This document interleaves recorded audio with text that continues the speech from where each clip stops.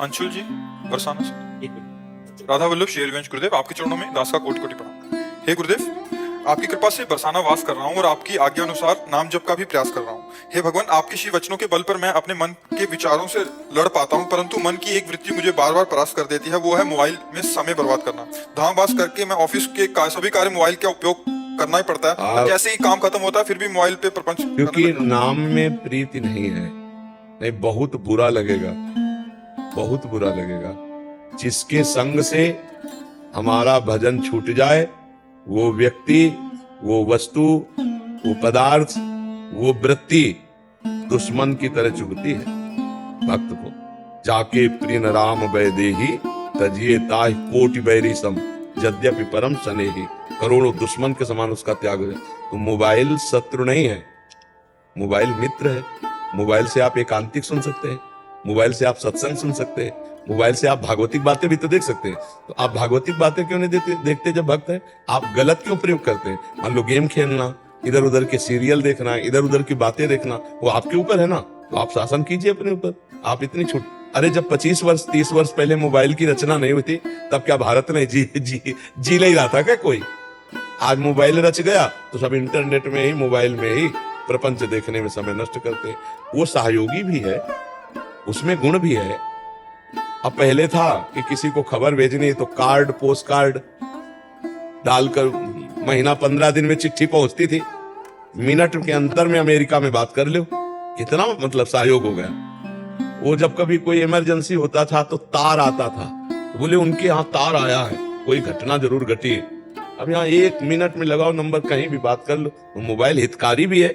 Mobile से केवल नुकसान ही नुकसान हो ऐसी बात नहीं है। मोबाइल से ही सुनकर आप लोग जुड़े हो, मोबाइल से सुनकर आप लोग आए हो।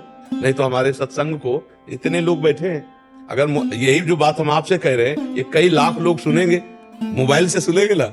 ये कई लाख लोग तो यहाँ नहीं बैठ सकते, छोटी जगह है, लेकिन इसका लाभ बड़ा हो रहा है। भारत के लोग, विदेश के लोग भी इसको सुन रहे हैं, मोबाइल से तो सुन रहे हैं। तो मोबाइल को हम दोष ना दे, हम मोबाइल में दोष दर्शन न करें।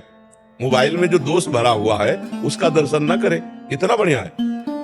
कल क्या सत्संग हुआ था अभी आप सुन लो मोबाइल में। 1 महीना पहले क्या सत्संग हुआ था वो भी सुन लो। तो मोबाइल बुरा नहीं है, मोबाइल का प्रयोग बुरा आप करते हो तो बुरा है।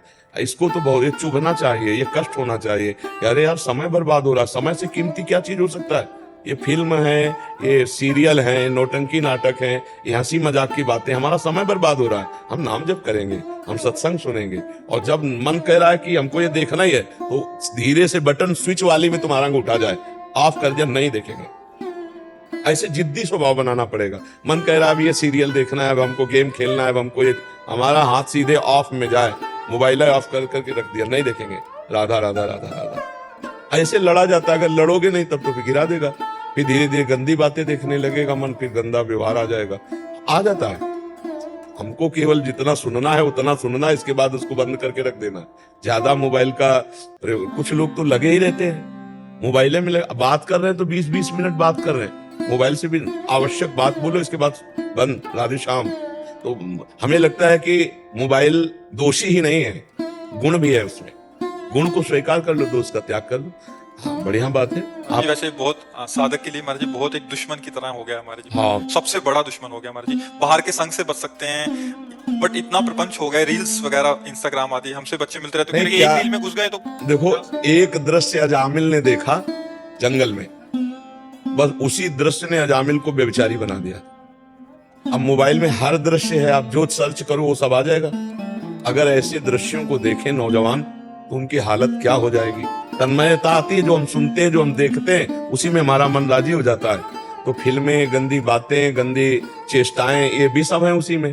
तो जो ऐसे देखते हैं, अपने भारत की फिल्मों में तो कुछ मर्यादाएं थी, अब धीरे धीरे कोई ऐसा सीरियल नहीं जिसमें गंदी बात न दिखाई जाए, कोई ऐसा सीरियल नाटक नहीं जिसमें गंदी क्रिया को एक सीमा तक न दिखाया जाए।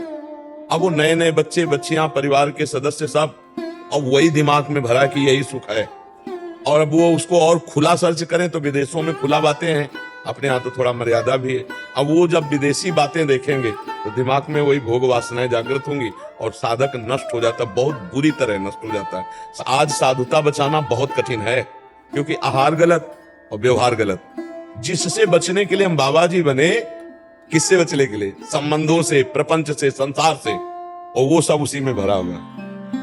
न जाने कितने फोन नंबर, न जाने कितने से परिचय, न जाने कितनी प्रपंच। तो अब आए थे भजनन को औंटे लाख कपास, यही माया में फिर उसी में फंस गए। चिंतन खाली ने हमने देखा है, कुन्न कुन्न हो रहा है। यहाँ छाती से लगाए हैं मोबाइल, छाती से, वैसे जैसे भगवान की छवि, ऐसे छाती में मोबाइल लगा हुआ है। रात में सो रहे हैं, कानों में वो लगा हुआ है, छाती में मोबाइल रखा हुआ है ऐसे। अब कब भगवान का चिंतन करेंगे? यही तो चिंतन के लिए एकांतिक समय होता है, सोते जागते उठते बैठते चलते भगवान। अब चल भी रहे हैं तो मोबाइल नहीं, कितना बहिर्मुख जीवन कर देता है। तो हमें बहुत सावधान रहना, काम उससे जो लेना वो काम लेकर उसका वो स्विच ऑफ कर देना है। बहुत सावधानी की जरूरत है, नहीं मोबाइल से बहुत समय बर्बाद होता है। जैसे आपने जो नियम दिए हुए हैं, तो जैसे ही नियम पूरा होता है या उससे अधिक समय मिल जाता है, क्योंकि एकांतवास होता है, तो जैसे ही नियम पूरा होता है और मन इतना प्रचंड वेग करता है कि बस अब भले ही 2 मिनट के लिए मोबाइल देख लो, कि अब नियम पूरा हो गया है तो अब 2 मिनट के लिए मोबाइल। वैसे एक नियम हम दिया जो कभी पूरा नहीं हो सकता है, हर श्वास नाम जप करना।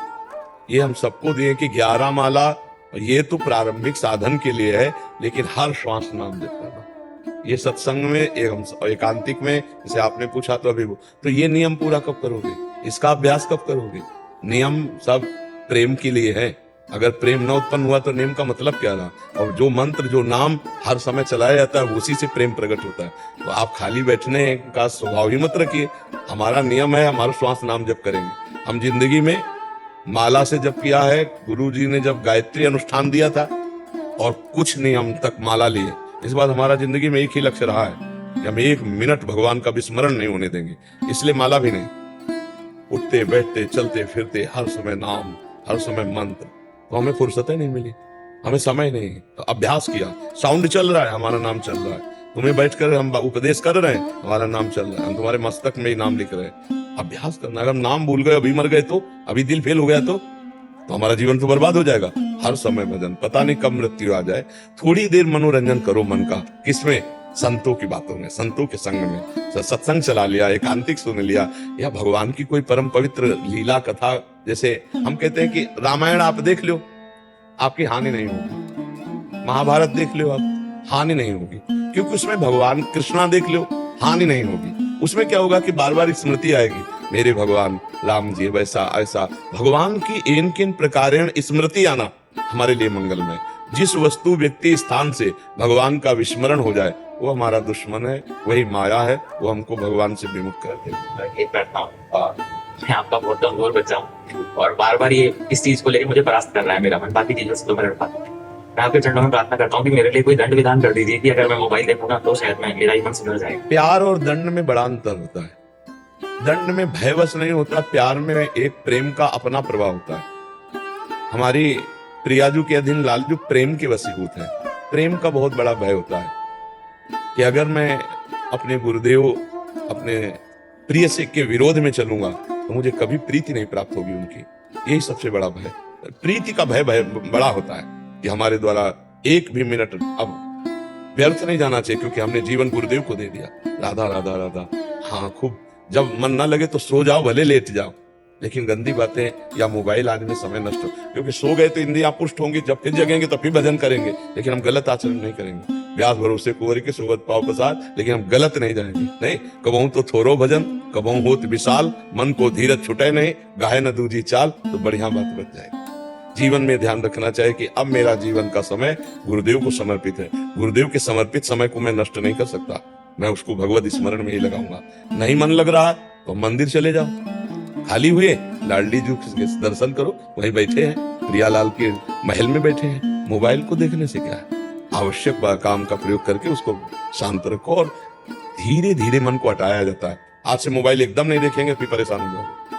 आप आधा घंटा देखते हो, 10 मिनट छोड़ो, 20 मिनट देखो, फिर 1 महीना व्यतीत करो, फिर 10 मिनट और हटा दिया, 10 मिनट देखा, फिर 5 मिनट हटा दिए, फिर बंद कर दिया। ऐसे जीता जाता है विषयों में। जो एकदम कसम खा लेते हैं 10-20 दिन के बाद एकदम टूट के फिर उसी में गिर जाते हैं। विषय धीरे धीरे छोड़ा जाता है, भजन बढ़ाया जाता है और धीरे धीरे छोड़ा जाता है। आज के बाद एकदम कसम खा ली मैं ऐसा नहीं करूंगा, नहीं चलेगा, महीना 2 महीना मुंह भरा गिरोगे। धीरे से धीरे धीरे क्रम करके जितना छोड़ते चले जाओ, फिर उसको दोबारा स्वीकार न करो तो विषय पर विजय प्राप्त कर लोगे। समझ गए?